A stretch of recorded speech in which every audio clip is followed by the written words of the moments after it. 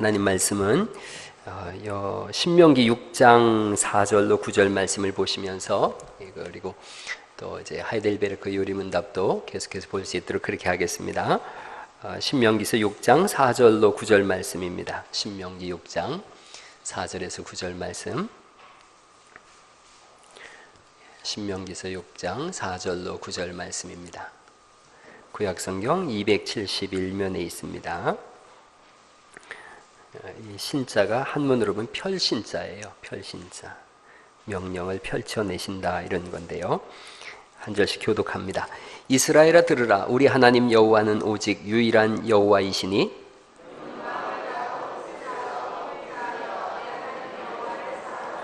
오늘 내가 네게 명하는 이 말씀을 너는 마음에 새기고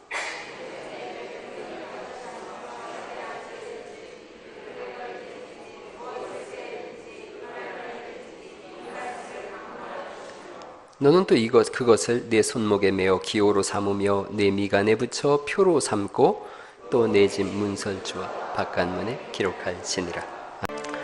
이 시간에 제가 그냥 그 건강 여러분한테 한마디씩 해주다 보니까 요즘 제가 계속 그거 보고 있어요. 엊그제는요, 어떤 분이 뇌출혈로 쓰러졌어요. 그래서 뇌 한쪽이 오른쪽 뇌가 이만큼이 죽었어요. 의사 선생님이 죽었다 그러더라고요. 새카맣게 찍으니까 새카맣게 나와요. 그래서 반신불수였는데 그렇게 4년을 지냈대요. 그런데 멀쩡한 거예요. 멀쩡하니까 물론 나왔겠죠. TV에. 멀쩡하게 생활을 다 해요. 의사 선생님한테 검사를 했는데 여전히 이쪽은 죽어 있는데, 그래서 뭘 먹었느냐 그랬더니 아로니아를 먹었다는 거예요. 아로니아 먹고 고쳤대요. 아로니아가 킹스베리라 그래요. 베리는 열매인데 왕의 열매라는 뜻이래요. 하나님이 마지막에 준 가장 좋은 선물이라 그런데요. 아사이베리라고도 하죠. 아사이베리. 우리 교회 이쪽에 심어놨어요. 먹는 사람이 임자예요. 떨떠름한데 가서 그냥 막 뜯어 먹으세요. 드세요. 그분은 하루에 3숟가락씩 이렇게 그러니까 이걸 즙으로 내려가지고 이렇게 3스푼씩을 아침, 점심, 저녁으로 1스푼씩 3스푼 먹었대요. 그러고 나서 정상인하고 똑같이 행동해요. 여러분 한번 그게 뭐에 좋은가를 제가 또 찾아봤죠. 찾아봤더니 고혈압, 당뇨, 콜레스테롤, 이게 꼭 사람 만병의 근원이래요. 그래서 이걸 먹고서 괜찮아졌다 그래요. 우리 권사님이 저한테 블루베리를 이렇게 주셨어요. 그래서 저녁마다 제가 20알씩 이렇게 먹어봤어요. 그랬더니 얼굴색 괜찮죠? 아니에요? 많은 사람들이 저보고 목소리로 먹고 산다 그러는데 아니에요. 얼굴로 먹고 살아요. 정말로 새벽에 일어나는데 안 피곤한 거 있죠. 그래서 제가 또 그걸 찾아봤어요. 그랬더니 연세 드신 분들은 그거 많이 드셔야 된대요. 특히 이제 남자분들 같은 경우는 연세가 있으시면 전립선 문제가 오고 그러는데 많은 분들이 블루베리 먹고 전립선 약 안 먹는다는 얘기도 하고 그러시더라고요. 그러니까 자꾸 뭐에 좋다 그러면 한번 드셔보세요. 또 너무 많이 먹으면 또 안 되지만 그렇게 한 번씩 좀 드셔보시면 좋겠다 생각해요. 오늘 이제 우리가 읽은 말씀은 신명기서 6장에 있는 말씀이에요. 이 사람들은요 실제로 이마에다가 메주자라 그래서 신명기 6장 말씀을 적은 다음에 그걸 종이 상자에다가 이렇게 해서 메고 다니고, 손목에도 일주일에 한 번씩 이렇게 안식일 날 메고서 이렇게 다니고요. 집 앞에 대문에도 이 신명기 6장 말씀을 히브리어로 써서 붙여놓고 집에도 붙여놓고 그렇게 하고 있어요. 그리고 늘 강론해요. 제가 옛날에 이스라엘 가서 아주 참 호텔에서 크게 감동을 받은 게 있는데, 식사 시간이 한 30분 더 남았어요. 그러니까 아버지가 식당에서 이 히브리어 성경을 토라를 펼쳐놓고서 한자 짚으면서 가르치고 있는 거예요. 근데 우리 외국 애들은 막 뛰고 장난치고 그러는데 거기 이렇게 메주자 딱 맨 그 아이들은 진지하게 서가지고 이렇게 앉아서 그걸 배우고 끄떡끄떡하고 이러고 있더라고요. 그게 배우는 거예요. 하나님 말씀을. 제가 이 4층에 예배전에 꼭 들리거든요. 오늘도 이렇게 들려봤어요. 그랬더니 주일학교 애기들이 엄청 많아요. 교사까지 40명이 좀 넘게 이렇게 앉아 있어요. 근데요, 진짜 이렇게 한 번씩 들려보면 좋겠어요. 여러분들이 한번 견학가게요. 우리 주일학교 견학가게요. 오와 열을 탁 맞춰가지고요. 꼭 북한에서 온 애들 같아요. 탁 앉아가지고 이렇게 하다가 좀 이렇게 장난이라도 치려 그러면 위에서 번개같이 아무개! 탁! 그러고 있고요. 아이고, 얼마나 은혜가 되는지 몰라요. 걔들은 의자에도 안 앉아요. 바닥에 탁 앉아가지고 요지부동으로 딱 듣고 있어요. 얼마나 감동이 되는지 몰라요. 하나님 말씀을 계속 듣고 배우고, 그리고 놀이 시간에는 또 얼마나 열심히 뛰노는지 몰라요. 오늘 제가 오전에 좀 보여드렸지만 좀 재미없는 부분만 편집했어요. 재미있는 부분으로 하면 여러분 다 내려가고 예배 없을까봐 걱정될 정도로 얼마나 재미있게 하는지 몰라요. 뛰고 놀고 마음껏 발산하고, 학교에서 할 수 없는 교육이에요. 우리 교회 임선빈 선생이라고 있어요. 임선빈 선생이 오르프 선생님이에요. 각 어린이집마다 다니면서 오르프 수업을 해주는데 아주 이쪽에서 제일 잘하는 분이에요. 음악도 하고. 이 친구가 어린이집 여러 군데를 할 수 있죠. 수입이 그럼 많아지니까요. 그런데 딱 정해놓고 하고 그것도 그만둘까 한다 그래요. 왜 그러냐 그랬더니 주일학교 애기들 가르치는 일에 너무 지쳐서, 그래서 그걸 그만둘 생각을 한다는 거예요. 이야, 여태까지 결혼하는 게 난 신기해요. 누가 데려가도 빨리 데려가면 좋겠어요. 정말 훌륭한 거예요. 얼마나 열심을 다해서 가르치는지 몰라요. 주일학교 선생님들이 다 그렇게 합니다. 그 옆에 중고등부를 가면은요, 중고등부도 똑같아요. 막 산만한 녀석들이 얹어가지고 얼마나 집중하고 예배를 드리는지 몰라요. 여기 에어컨 좀 시원하게 틀어봐요. 그렇게 해서 말씀으로 자꾸 양육되어지는 거예요. 여러분, AD 68년에 타이투스 장군이라고 하는 사람이 로마 장군이에요. 타이투스가 이스라엘을 공격합니다. 예루살렘 성을 삥 둘러싸고 고사작전을 써요. 고사작전이 뭐냐면 물품이 하나도 못 들어가게 해서 말려 죽이는 거예요. 다 죽게 생겼죠. 거기에 랍비 중에 요하난 벤 자카이라고 하는 랍비가 있어요. 요하난 벤 자카이 랍비가 이대로 가던 다 죽게 생긴 거예요. 그러나 이 사람들은 결사항전하겠다, 죽으면 죽으리라 이러고 있네요. 그러자 벤 자카이가 자기 제자들을 부릅니다. 내가 죽었다 그러고 내 관을 밖으로 유출시켜라. 그래서 죽었다는 소문을 내고서 이 사람이 관 속에 들어가서 밖으로 나가요. 밖에 나가서 이 공격한 로마 사령관 중에 타이투스 장군을, 성경엔 디도라고 돼 있는데 타이투스 장군을 만납니다. 만나서 내가 다음 주 목요일쯤에 성문을 열겠다. 그러니 들어와서 우리를 다 죽여도 괜찮다. 그러나 내가 아이들 가르치고 있는 마을에 학교 하나만 남겨두라 그럽니다. 그러니까 타이투스 장군이 전쟁이 길게 가게 생겼는데 다음 주 연다고 하니까 좋다, 그렇게 하겠다. 그 대신 이 학교에는 어떤 군사도 들어오면 안 된다. 계약을 맺어요. 그리고 요하난 벤 자카이 랍비가 학생들을 모읍니다. 어린아이들을 모아요. 그래서 그 교실 안에서 이만한 조만한 공간에서 성경을 가르칩니다. 제자들이 성문을 열었어요. 로마의 군인들이 들어와서 이잡듯이 찾아서 다 죽였어요. 그런데 약속을 지켰어요. 그 학교만은 보존을 시켜줬어요.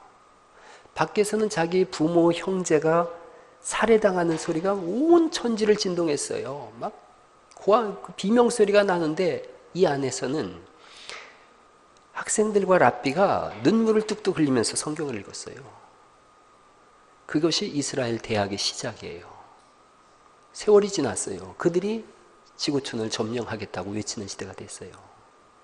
여러분, 성경을 우습게 여기지 않기를 간절히 바랍니다. 생명의 말씀이에요. 우리 교회에서 제가 부흥회라고 하지 않고 사경회를 열겠다 그랬어요. 감사하게도 교회가 사경회에 동참하겠다. 중요한 거예요. 제가 박희정 목사라고 하는 성서유니온의 강사예요. 매주 월요일마다 한 달에 한 번씩 우리 교회 와서 목사님들 대상으로 성경 강의를 해요. 제가 들어보니까 참 잘해요. 그래서 다른 얘기 하지 말고 와서 성경 강의하라 그랬어요. 부흥회 때 와서 가슴 뜨겁게 하는 얘기, 간증 이런저런 얘기 많이 할 수 있죠. 그런데 그런 건 얼마든지 우리가 들을 수 있다. 감동이야 드라마를 봐도 감동받을 수 있고 다 할 수 있다. 그러나 와서 성경을 강의해라 그랬어요. 그래서 2시간씩 이틀 동안 저녁에 4시간 강의하라 그랬어요. 그랬더니 마태복음 1장부터 9장까지 강의하겠다 그래요. 그래서 좋다. 그거 해라. 그리고 참고 본문 있으면 알려달라 그랬어요. 참고 본문 미가서며 말라기서며 쭉 보내왔어요. 제가 주보에다 쭉 낸 거예요. 여러분 주보에다 이 내고서 뭘 할 거냐면 성경 필사대회를 열려 그래요. 창세기 1장부터 마태복음 1장부터 9장까지 전부 한번 교회 가족들이 써보는 거예요. 옛날에 로마서 쓰기 했었어요. 로마서 16장까지 쓰기 했는데 온 교회가 썼어요. 큰 은혜가 있었어요. 이번에 1장부터 9장까지 뭐 사람 이름이 좀 나오니까 복잡하지 그 다음은 술술술술 써질 수 있어요. 기간도 아직 9월달이니까 많죠. 그거 쓴 다음에는 뭐 미가서도 써보는 거예요. 미가서 말라기서도 써보는 거예요. 그렇게 쓰고 미리 문제지를 쭉 돌릴 거예요. 골든벨 문제지를 돌려서 주일날 오후에는 오후 예배 때는 주일학교 학생들까지 다 모여서 골든벨을 하고 그리고 한 30% 정도는 부흥회 사경회 때 들은 말씀 해서 하려고 그래요. 그래서 제가 이거 돈 모으러 좀 다니려 그래요. 그래서 아주 풍성한 잔치를 열고 누구든지 골든벨 1등 하면은 유학도 보내주고 장학금도 막 대학 4년 장학금 다 주고 그러잖아요. 그래서 뭐 얼마나 될지 모르지만 기대해 보세요. 그 사경 필사도 하고 주일날 오후에는 그렇게 한번 말씀 잔치를 좀 열 생각을 하고 있습니다. 그 목요일, 금요일은 사경회, 토요일은 단합대회, 주일날은 골든벨. 이렇게 해서 자꾸 말씀의 세계로 함께 들어갈 수 있기를 간절히 바랍니다. 주의 말씀을 읽고 암기하고 하는 거예요. 이 사람들은 길을 갈 때든지 집에 있을 때든지 누웠을 때든지 언제든지 하나님의 말씀을 강론하는 거예요. 교육 방식 자체가 달라요. 삶의 스타일 전체가 달라요. 오전 예배 때 제가 그런 말씀 드렸어요. 앞으로 10년 안에 500만 개의 직업이 사라진다. 200만 개의 직업만이 간신히 생존해 있을 거다. 세스라고 하는 게 있어요. 세스. 이게 세계에서 아주 새로운 발명품들 이런 거 전시하고 그러는데요. 세스를 한번 가본 적이 있어요. 여러분, 세스 내용을 이렇게 들어보면 기가 막힌 시대가 왔어요. 뭐 밖에 이렇게 전화를 합니다. 자기 차에다가 대고 내가 좀 이따 외출할 테니까 온도 22도로 맞춰놔. 그러면 좀 이따 차에서 전화가 와요.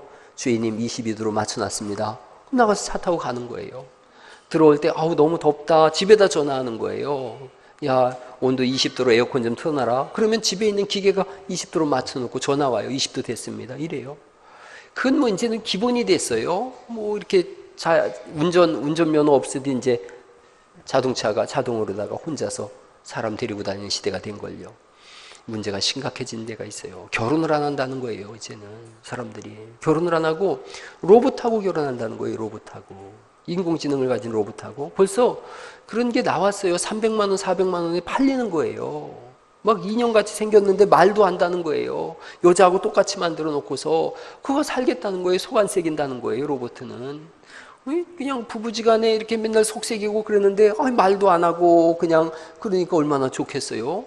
그래서 산다는 거예요. 문제는요 이런 거예요. 강아지한테 자기 유산을 물려주잖아요. 요즘 이상한 사람들 있죠. 강아지한테 유산을 물려주는데 이제 로봇한테 유산을 물려주는 거예요. 신기한 시대예요. 사람이요 얼마나 사람이 단순하냐면 저 이런 의자를 발로다 이렇게 펑 차잖아요. 아무런 반응을 안 보여요. 사람들이 뭐 의자 발로 찼는데요. 그런데 로봇 기계 모양으로 다 이렇게 걸어 다녀요. 걸어 다니는데 발로 차면 오 이래요. 생명이 있는 것처럼 착각하는 거예요. 그러니까 로봇한테 인형한테 자기 유산을 물려주네요. 얘는 인공지능이에요. 문제는 뭐냐 하면요. 짐승은 새끼라 그래요. 새끼. 개새끼들은 이렇게 사람이 이렇게 뭐 밥도 주고 미용도 시켜주고 이러고서 자동으로 다 자기 통장으로 돈이 들어오니까 그 직장으로 다 그거 개를 키우는 거예요. 유산은 여기가 있으니 개한테가 있으니까. 그런데 인공지능 로봇은 달라요. 인공지능 로봇은 때에 따라서 이렇게 스위치도 꽂아주고 또 이렇게 닦아도 주고 목욕도 시켜주고 하는데 인공지능이 생각해보니까 저것이 사람이라고 나를 우습게 여기네? 인공지능이 생각해보니까 그런 거예요. 그러니까 어떻게 하냐? 너 그만둬라. 자르는 거예요. 그리고 다른 사람을 쓰는 거예요. 또 다른 사람 쓰다가 인공지능이 어느 날 돈도 많으니까 사람 불러다가 자기가 움직이도록 만들었어요. 이제 사람 필요 없는 거죠. 퇴직해라. 실업자들이 늘어나는 거예요. 자기 혼자 스위치 꽂으면 되는 거고 이렇게 되는 시대예요. 그래서 인공지능이 사람을 부리는 시대가 오고 있다는 거예요. 사람은 자기가 누군지에 대한 정체성이 사라져버렸어요. 점점 사람이 내가 사람이다 이걸 잊어버리고 있잖아요. 태국 근교에 어린아이들이 몇백 명이 장기 매매당해가지고 이렇게 테이프로다 꽁꽁 묶여가지고서 때로다가 발견됐지 않습니까? 사람이 사람을 사람으로 보질 않는 시대가 돼버린 거예요. 물질 만능 시대가 된 거예요. 돈이면 전부라고 하는 시대가 된 거예요. 교회 안에서까지도 물질 만능 시대로다가 변환되어져 가고 있어요. 저 백석대학교에 있는 교수님 한 분이 오늘 새벽 예배 때 제가 그런 말씀 드렸는데 아주 재미난 한국교회를 향한 재미난 발언을 했어요. 한국교회가 어떻게 하면 살 수 있는가? 아침 9시 예배 딱 한 번만 드리면 살 수 있다는 거예요. 저는 그 이야기에 동의합니다. 한국교회는 1부부터 7부까지 예배 드리는 교회가 있어요. 예배당이 한 2,000명 들어와요. 그러니까 7부까지 드려야 14,000명이 다 포함돼서 다 14,000명 교회를 이뤄가는 거예요. 근데 그분 주장은 이거예요. 9시 예배 딱 한 번을 드리자. 그 대신 3세대 예배를 드리자. 할아버지, 부모, 자녀, 손자 3세대 예배를 드리자. 그리고 느린 예배를 드리자. 저는 그 부분이 마음에 들더라고요. 느린 예배를 드리자. 느린 예배가 뭐냐면 이제 이렇게 모여서 우리는 오후 예배처럼 서로 어깨도 좀 주물러주고 한 주간 잘 지냈느냐고 얘기도 나누고 그러고서 이제 목사가 설교하는 거예요. 설교하다 보면 애기들이 울잖아요. 울면은 사탕도 좀 먹여서 달래가면서 천천히 예배하자는 거예요. 천천히. 이건 막 1시간 찍어내듯이 탁 예배하고 7번을 착착착착 예배하고서 그러고서 끝. 성도들은 누가 누군지도 알지도 못하는 거예요. 주차장에서 막 둘이 싸우다가 한참 싸우다가 내가 이 교회 안수 집사인데 나도 그런데 이러고 있는 시대가 됐다는 거예요. 몇천 명의 예배를 드리는데 누가 누군지를 어떻게 알아요? 아무도 몰라요. 목사님 밥 먹는데 어떤 중년 부인이 와서 밥값 내드래요. 아유 고맙습니다 요사님. 그런데 목사님 저 이 교회 권사인데요. 이런 몇만 명 되면 몰라요. 제가 그런 얘기 그분들도 똑같은 얘기 하더라고요. 누군지는 알아야 된다 이거예요. 준서가 박정일 집사님 애기라는 준서 이름은 모를지언정 그래도 이 애기가 저 집 애기야 이 정도는 알아야 된다는 거예요. 근데 그런 게 없어요. 한 2,000명 3,000명 넘어가 보세요. 누구 집 애인지 아무도 몰라요. 또 애기들도 교회 학교 애기들도 그 교회 목사를 몰라요. 우리 교회 오신 분들이 성도님들이 저한테 한 얘기예요. 담임 목사님 이렇게 쉽게 만나는 교회도 있네요. 그런 얘기 들었어요. 막 몇천 명, 1,000명, 600명, 1,000명 이렇게 넘어가면요. 담임 목사 만나기가 하늘의 별따기라는 거예요. 가족인데 서로 이름도 모르고 누구 집 아이인지도 모르고 예배는 찍어내듯이 탁탁탁탁 찍어내듯이 드리고 교회는 헌금계수 착착착착 해서 돈 나갈 거 탁탁탁탁 나가고 기계처럼 탁탁 돌아가고 기계화 시대가 돼버렸어요.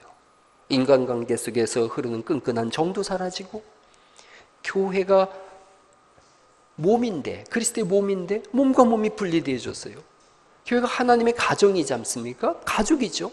가족의 개념이 사라진 시대를 우리가 살아가고 있는 거예요. 여러분 그러다 보니까 자꾸 불편한 거예요. 서로 사귀기가 불편한 거예요. 그래서 나온 말이 뭐냐 하면 나는 내성적이야. 왜 안 사귀고 왜 손을 안 매입니까? 저 내성적이라요. 우리나라에 내성적이지 않은 사람 누가 있어요? 자기가 내성적이라고 하는 사람 손 들어보세요. 손 든 사람은 내성적 아니에요. 내성적인 사람은 손도 안 들어요. 손 들려고 그러면 가슴이 뛰어가지고 못 들어. 그러고 있는 거예요. 손 든 사람은 외향적이에요 사실은. 여러분 다 그렇게 핑계를 대는 거예요. 아니에요. 한번 옆 사람한테 한번 얘기해 보세요. 아까 누가 오전인가 누가 우리 저 믿음이가 그랬나 누가 고마워요 한번 해보세요. 시작. 고마워요. 우리 전사님이 그랬구만. 고마워요 그랬구만요. 또 한번 얘기해 보세요. 사랑합니다. 이렇게 해보세요. 그럼요. 이렇게 하면서 얼마나 좋아요. 부부지간에도요. 제가 오늘 강의를 듣다 보니까 그런 얘기 하더라고요. 남자들이 제일 좋아하는 말이 뭐냐? 고맙다는 말이래요. 고맙다. 남편이 이렇게 못을 이렇게 대충 때려 박아도요, 아내가 어머 고마워 자기 너무 못 잘 박았네. 그 남자 하루 종일 망치 들고 다닌다는 거예요. 어디 못 박을 데 없어? 못 박을 데 없어? 이러고 다니는 거예요. 그게 남자예요, 남자. 한번 집에서 해보세요. 어머 당신이 설거지하면 너무 깨끗해. 그 남자 장갑 안 벗어요. 날마다 설거지해요. 어디 할 거 없냐 이러고 다니고. 남자예요. 남편이 이렇게 뇌출혈로 쓰러져서 말을 못 하는데요, 한신이 한마디씩 하는데 아내가 날마다 세게 했대요. 뭐 고마워, 나랑 살아줘서 고마워, 고마워 그랬대요. 그랬더니 그 남편이 죽기 직전에 아내한테 한신이 들릴락 말락하게 얘기하더래요. 진짜 고마워? 아내가 고맙지, 얼마나 고마워, 당신 나랑 살아줘서 너무 고마워. 그랬더니 남편이 그 빼짝 말라서 눈물도 안 흘리는데 한 방울 눈물 흘리면서 얘기하더래요. 다시 태어나도 너랑 살게. 그리고 죽었대요. 이런 그게 부부예요. 부인들 얼마나 바지시들한테 고맙단 말 자주 해봐요? 고마워, 고마워. 오늘 제가 그런 얘기했어요. 우리 집 식구들 다 모아놓고 내가 번 돈으로 니들 다 먹으면서 왜 나한테 고맙단 말 안 하냐. 먹을 때마다 뭐 할 때마다 나한테 고맙다 그래라. 그랬더니 그때부터 고맙다 그러더라고요. 한번 남자들만 한번 얘기해 보세요. 고맙단 말 좀 하고 살지? 고맙다고 하세요. 그거 얼마나 좋은 말이에요. 고맙다고 하세요. 남편한테 같이 살아주기만 해도 고마운 거예요. 그렇게 하세요. 아내들은요, 사랑한단 말, 좋아한단 말 다 알잖아요. 사랑해, 사랑해. 그 얘기 하더라고요. 자기 아들이 이렇게 여자친구가 생겼대요. 여자친구 생기면 뭐 고등학생이 여자친구 생기면 눈에 보이는 게 뭐가 있어요. 정신 없는 거예요. 그 여자하고 막 정신 없는 거예요. 어느 날 자기 아들이 고등학교 1학년인데 시험 기간인데 이놈이 밤늦게까지 안 들어오는 거예요. 그 여자애랑 있는 거죠. 엄마가 전화해가지고 막 소리를 지르면서 빨리 그냥 바꿔! 그랬더니 그 아들이 그러더래요. 차라리 나를 죽여요. 못 바꿔요. 그게 사랑이지. 그 여기다 바꿔. 그건 사랑도 아니죠. 못 바꿔요. 그러더라는 거예요. 그러면서 집에 왔는데 아버지가 이제 막 잡아먹을 듯이 하니까 그 아들이 그래. 나는 걔한테 다 주고 싶어요. 그러더라는 거예요. 돌아보니까 글쎄 집안에 없어진 게 많더래요. 엄마 반지도 없어지고 뭐 이랬다는 거예요. 그런데 어느 날 그 여자애한테서 아들이 문자를 보여주는데 2주 동안 말을 안 했는데 그렇게 문자가 왔대요. 우리가 사랑하긴 하는 거야? 이렇게 문자가 왔대요. 그 뭐 남자 고등학생이 뭔 사랑을 알아요? 이거 아주 엄마한테 와가지고 엄마 이거 어떻게 해? 얘가 나 헤어지자는 얘기야. 막 이러는 거예요. 엄마는 고수죠. 그런 거 잘 알죠. 여자니까. 걱정하지 마라. 그리고 문자를 써줬대요. 사랑해, 사랑해, 난 널 사랑해. 그리고 하트 표시 50개를 날려서 보냈더니 나도 그렇게 답장이 왔더래요. 그렇게 어울렁더울렁 사는 거예요. 그렇게 사는 거예요. 어디서 가능하냐? 말씀 앞에서 가능한 거예요. 이런 말씀을 떠난 사랑, 말씀을 떠나서 고마워 있을 수가 없어요. 말씀이 깊이 들어와서 영혼을 품고 사랑하는 은혜가 있기를 간절히 바랍니다. 그게 필요해요. 이 시대에 꼭 필요한 거예요. 제가 참 어이없는 거 봤어요. 백화점 앞을 가는데 너무너무 아름다운 아가씨가 인사를 하더라고요.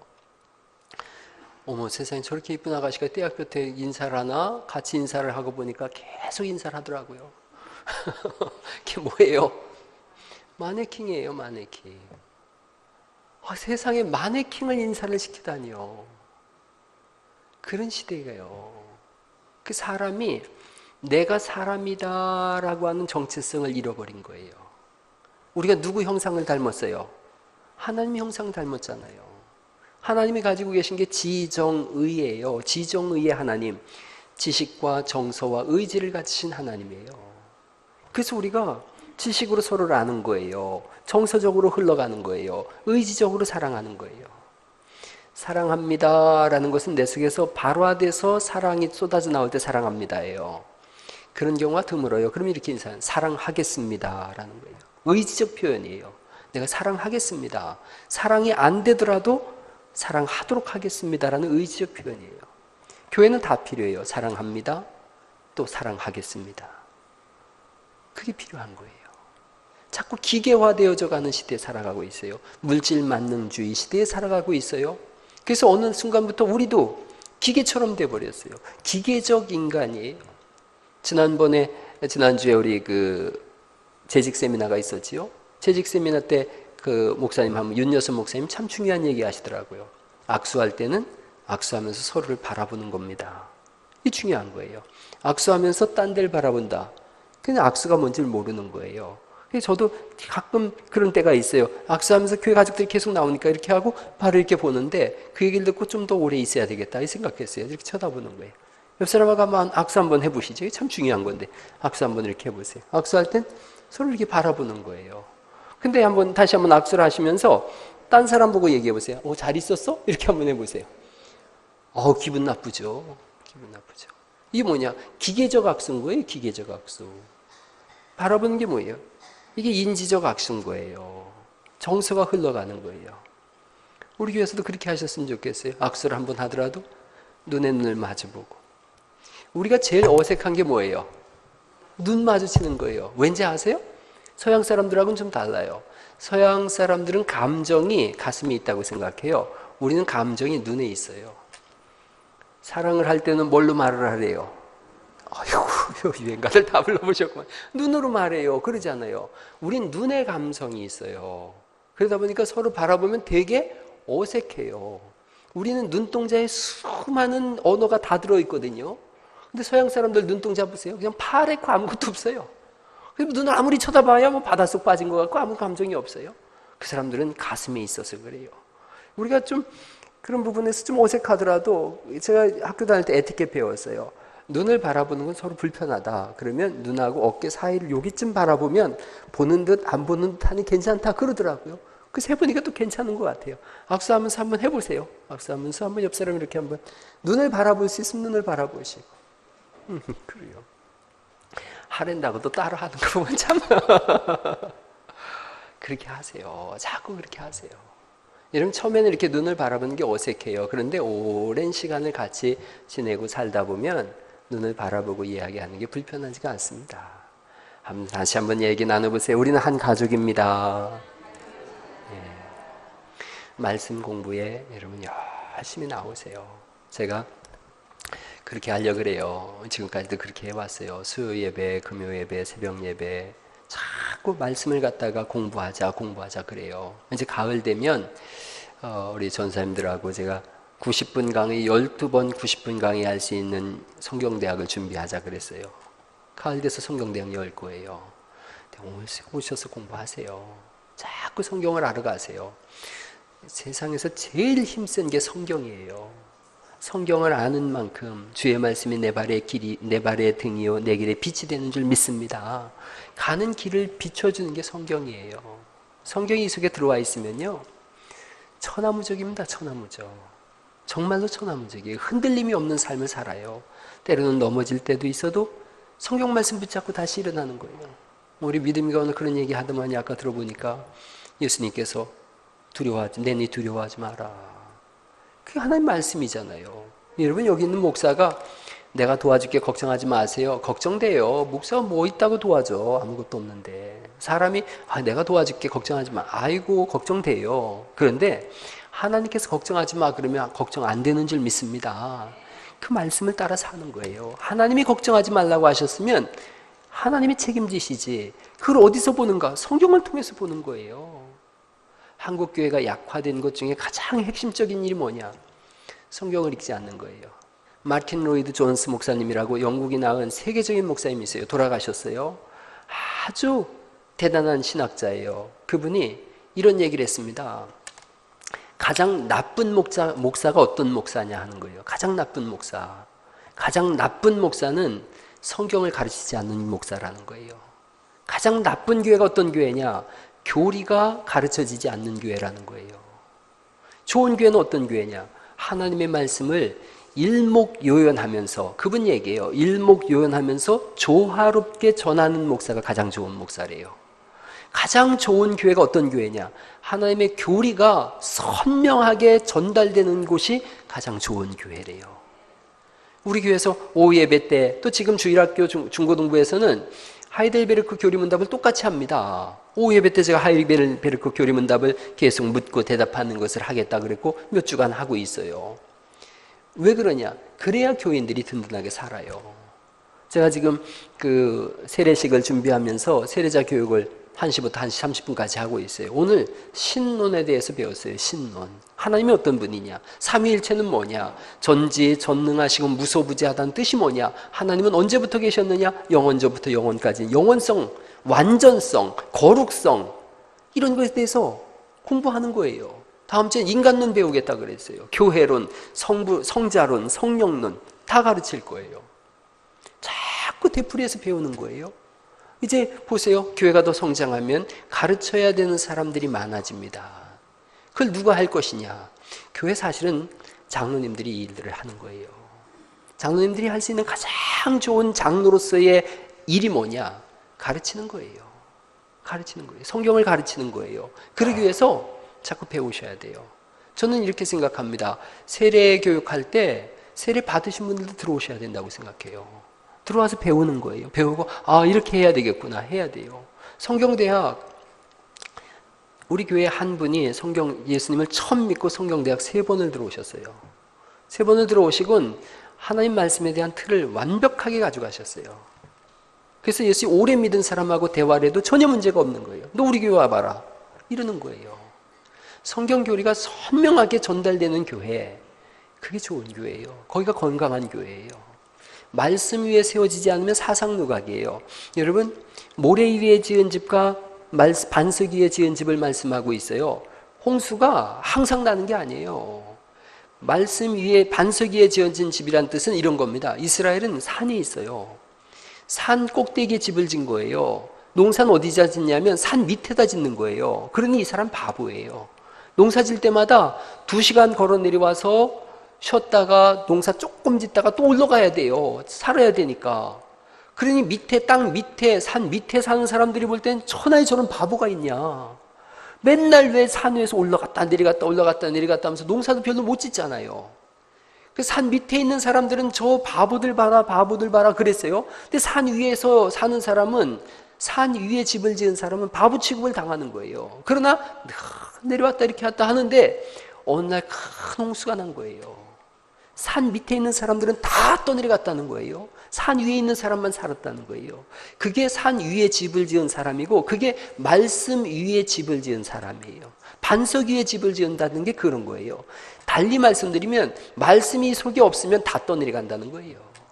마지막 때에 주님이 오신다고 하는데 내가 문 밖에 서 있다라고까지 말씀하시잖아요. 이 시대에 누가 견고하게 서 있을 것이냐? 말씀이 준비되고 말씀을 준비하며 오늘도 공부하고 말씀을 따라 사는 사람은 견고히 서 있을 거예요. 그러나 그렇지 않은 사람은 다 떠내려갑니다. 여러분, 신천지는 명암이 있어요. 명암이. 암이 뭐냐 하면, 어두운 쪽은 뭐냐 하면 그들이 예수 믿는 사람들을 다 잡아먹어 가는 거예요. 근데 밝은 쪽이 뭐냐 하면 예수 믿는 사람이 아니었다는 걸 증명해내는 거예요. 신천지에 누가 넘어가는가? 말씀 없는 사람들이 넘어가는 거예요. 신천지의 교리를 제가 언젠가 또 한번 말씀드릴 건데, 신천지 교리를 들어보면 우스워도 세상에 저렇게 우스운 교리가 있나 그래요. 그런데 사람들이 넘어가요. 왜 넘어가는가? 교회에서는 그런 하나님의 말씀을 풀어내는 걸 먹어본 적이 없는 거예요. 교회는 그냥 간증 얘기 들려오고 세상 얘기하고 정치, 철학, 어떻게 하면 부자 되고 어떻게 하면 건강하고 이런 얘기만 듣다가 그 사람들이 이 비유를 들어봐라 그랬더니 처음 들어보거든요. 그런데 그게 불량식품이고 먹으면 죽는 걸 알면서도 처음 들어보니까 따라가는 거예요. 건강한 교회는 이단 올려면 와봐라 이거예요. 우리가 정통으로 맞으면 되는 거죠. 이단하고 정통하고 싸우면 정통이 이겨야 되는데 정통이 두려워해가지고 우리 교회는 신천지가 들어오는 것을 금한다. 물론 금해야 돼요. 그러나 만나면 만나는 거죠. 만나서 싸우면 이기면 되는 거죠. 정통 교리를 가지고. 저는 신천지 교인들 많이 만나봤습니다. 여호와의 증인도 만나고 안상홍 증인들도 만났어요. 성경을 계속 대리됐어요. 그 사람들이 마지막에 하는 말이 뭐냐면 돌아오진 않습니다. 뭐라고 하냐면 좀 우리 선생님한테 좀 더 배우고 올게요. 이러고 가요. 뭘 더 배워 나한테 배우면 되지. 왜 그 싸움을 피하느냐? 자신이 없는 거예요. 정통 교리를 들어본 적이 없는 거예요. 정통 교리를 배워본 적이 없는 거예요. 정통교리가 몸에 쌓여있질 않은 거예요. 2000년을 쌓아온 교리가 어떻게 신천지 한 방에 무너질 수 있냔 말이죠. 제가 안상홍 증인을 만났어요. 몇 해 전에 안상홍 증인 만나서 5시간을 얘기했는데 그 여자가 계속해서 나하고 말을 하다 막히면 뭐라고 얘기를 하냐면, 그래도 제가 목사님 모태신앙이에요. 모태신앙이에요. 막히면 모태신앙이라는 거예요. 아, 모태신앙이고 뭐고 할 거 없이 성경을 좀 보자고 그랬어요. 그 여자분이 히브리어에 의하면 그러길래 내가 인터넷으로 히브리어 찾아줬어요. 한번 읽어보시라고. 한 번을 정통교리를 들어본 적이 없는 거예요. 그러니까 이상한 얘기 들으면 성경에 써 있지 않습니까? 디모데 전서에 사람들이 귀가 가려워져서 마지막 때에는 많은 스승을 둔다고 글로 따라가는 거예요. 왜요? 진짜 음식을 먹어보면 가짜 음식을 금방 알 수 있잖아요. 교회 안에 교리가 전파되지 않는 거예요. 우리 교회에서 우리 중고등부 잘하는 거 있어요. 아주 내가 잘한다 그랬어요. 이번 여름 수련회 때 하이델베르크 교리 문답을 하겠다는 거예요. 그 뜨거운 날, 그 펄펄 뛰는 놈들한테 이 지루한 교리를 2박 3일간 강해를 하겠다는 거예요. 잘했다 그랬어요. 제가 잘했다. 걔들이 졸다 가라도 한마디 들으면 된다 그랬어요. 여러분, 교회는 진검승부하는 곳인 줄 믿습니다. 우린 가짜 칼 가지고 싸움 장난하는 거 아니에요. 교회 왔다 사람들이 다 실망했을 거예요. 왠지 아세요? 여기에 생명의 물이 있습니다. 이 물은 시원하고 먹으면 살고 갈증을 풀어주고 절망에서 이러면서 계속 물 자랑을 해요. 그래서 그 물 좀 줘보세요. 한 방울도 안 주고서 계속 뚜껑 닫아놓고서 이 물을 먹는 자는 매주만 그러네요. 그 사람들이 다음 주에 오면서 그 물 자랑만 하지 한 모금 못 먹어봐. 그러고 떠나가는 거예요. 교회는 진짜 생수를 벌컥벌컥 들이키는 곳인 줄 믿습니다. 뭐냐, 하나님 말씀을 끊임없이 먹어보는 거예요. 연구하는 거예요. 도전하는 거예요. 외워보는 거예요. 그 말씀대로 살아보는 거예요. 그 은혜가 우리 교회 속에 일어날 수 있기를 간절히 바랍니다. 그렇게 하세요. 제가 새벽마다 말씀을 전해주고 있어요. 그거 외우면 좋겠어요. 매일 아침마다 출근하기 전에 한 분이 그렇게 하시더라고요. 제가 한번 늦었어요. 그 말씀을 못 보냈어요. 그랬더니 전화 왔어요. 문자 왔어요. 목사님 오늘 말씀 왜 안 보내주세요? 그거 듣고 출근한다는 거예요. 아, 그래야 돼요. 매일같이 먹어야 돼요. No NBNB라 그래요. No breakfast, no Bible. 성경 안 읽으면 아침 안 먹겠다는 거예요. 그런 마음이 있어야 돼요. 또 그런 말도 있어요. No scripture, no sleep. 성경 안 읽으면 잠 안 자겠다는 거예요. 그런 마음이 있어야 돼요. 이번 사경에 부흥회를 열 집에 사경회래 그런 생각하지 마세요. 드디어 교회가 사경회를 여는구나. 10년, 20년 전에 신앙생활하던 분들은 사경회라는 말처럼 좋은 말이 없어요. 영어로 또 바이블 스타디예요. 바이블 스타디. 성경 공부예요. 성경 공부. 이걸 해 나가는 거예요. 자꾸 성경을 외우고 또 외우고 또 외우고 적용하고 하나님의 말씀이 가장 강력한 줄 믿습니다. 이 한 주간도 그렇게 해보세요. 성경을 찾아서 읽고 또 읽고 아침에 출근하기 전에 한 절이라도 읽고, 그럴 시간이 없으면 제가 보낸 거라도 읽고, 우리 청년들은 영어로다가까지 제가 보내잖아요. 영어까지 이렇게 막 읽고, 내가 자랑할 것은 오직 십자가밖에 없다. 오늘 아침 말씀이에요. 갈라디아서 6장에 있는 말씀. 외우고 또 외우고. 내일부터는 또 민수기서가 또 나갈 거예요. 매일같이 그렇게 하세요. 우리 교회는 진검승부할 겁니다. 말씀으로 승부할 거예요. 저도 더 열심히 말씀을 준비할 겁니다. 하루 종일 말씀 준비하고 묵상하고 우리 교회 가족들한테 어떻게 이 말씀을 적용하고 먹일까를 늘 고민할 거예요. 그래서 매주 말씀을 전달할 겁니다. 여러분이 그 말씀을 먹으면서 힘을 내실 수 있길 바랍니다. 말씀이 들어오면 기도하고 싶어지고, 말씀이 들어오면 찬송하고 싶어져요. 말씀이 들어오면 예배하고 싶어집니다. 실제로 우리 교회 오신 우리 이름을 거명해서 그렇지만 우리 장명자 집사님이 우리 교회 오시고 나서부터 하신 얘기예요. 주일이 기다려집니다. 교회 가고 싶습니다. 주일이 기다려집니다. 안 그런 사람만 손 번쩍 들어봐요. 다 그렇군요.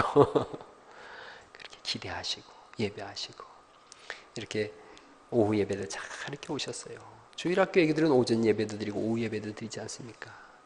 제가 오늘 말씀 마치려고 했는데 아까 말씀드렸던 그 백석대학교의 그 교수님이 한국교회에 건의한 건 그거예요. 9시부터 11시 반까지 예배를 드리자.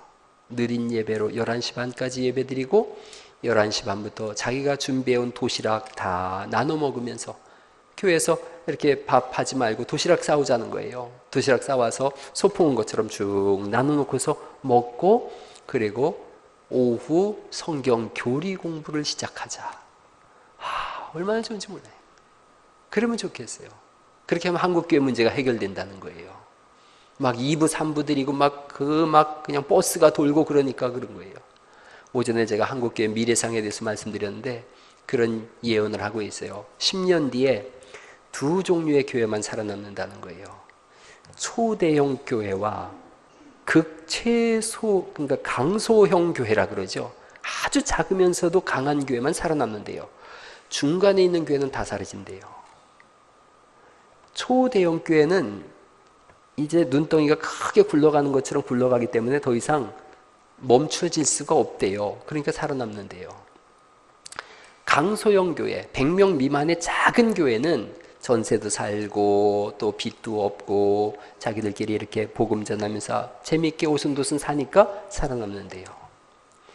중형교회, 중소형 교회는 다 망할 수밖에 없는 그런 구조라는 거예요. 여러분, 우리 교회 이렇게 한번 둘러봐 보세요. 젊은 사람이 이렇게 있고 아래층에 60여 명의 아이들과 선생님들이 있다는 것은 이 지역에서 기적 같은 일이에요. 하나님이 이 교회를 얼마나 사랑하시는지에 대한 반증이에요. 대부분의 교회들이 정말로 쉽지가 않습니다. 우리 교단에 가장 처음으로 군산에 세워진 군산복음교회 우리 박원석 지사님하고 제가 사경에 갔었어요. 세미나 갔었습니다. 가서 이렇게 보고 설교를 바꿨어요. 그 자리에서 5분 만에 설교를 바꿨어요. 우리 교회 생각하고 젊은 사람들 생각하고 설교를 해가지고 갔는데 정말로 젊은 사람이 4명인가 있었어요. 전부 할머니 할아버지셨어요. 어떤 분 70대신 분, 80대신 분, 이런 분들만 이렇게 앉아 계신 거예요. 그래서 제가 어떤 비전에 대한 설교를 준비해가지고 갔다가 그걸 할 수가 없어서 하나님 나라로 바꿨어요, 설교를.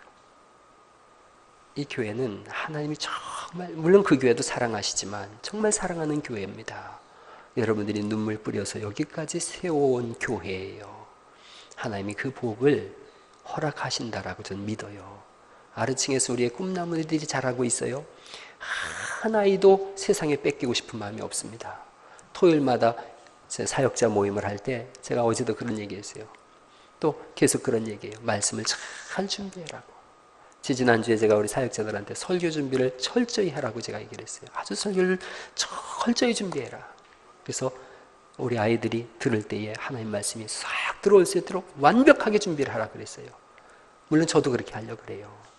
저 아이들 한 아이도 뺏기고 싶지 않아요. 세상에 잘 자라서 먼 훗날 우리가 여기를 싹 떠나갔을 때, 하나님 나라 갔을 때 저 아이들이 여기를 메워가야 돼요.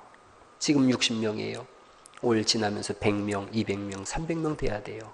우리 교회도 어른들의 비례해서 저 아이들이 40%, 50%, 60% 자꾸 올라와야 되는 거예요. 그래야 다음 세대가 비전이 있는 줄 믿습니다. 이 한 주간도 지나시면서 계속 전도하세요. 입을 열어서 예수가 그리스도라고, 예수님 믿으세요라고 전도하시고, 성경을 열심히 읽으시고, 수요 예배 나와서 기도하세요. 수요 예배 보면은 9시가 넘도록 계속 기도하는 분들이 있어요. 막 부르짖어 기도하는 분들이 많이 생기고 있어요. 새벽 예배도 많이 나오고 있어요. 다 오세요. 다 오세요. 새벽 예배는 뭐 목사 장로만 하는 거 아니에요. 새벽 예배는 누구나 하는 것이에요. 싹 다 나와서 예배하시고 기도하시고 전도하셔서 오늘보다 더 밝은 내일 모레 이전 영광보다 이후 영광이 더 큰 역사를 이뤄갈 수 있기를 예수님의 이름으로 축원합니다.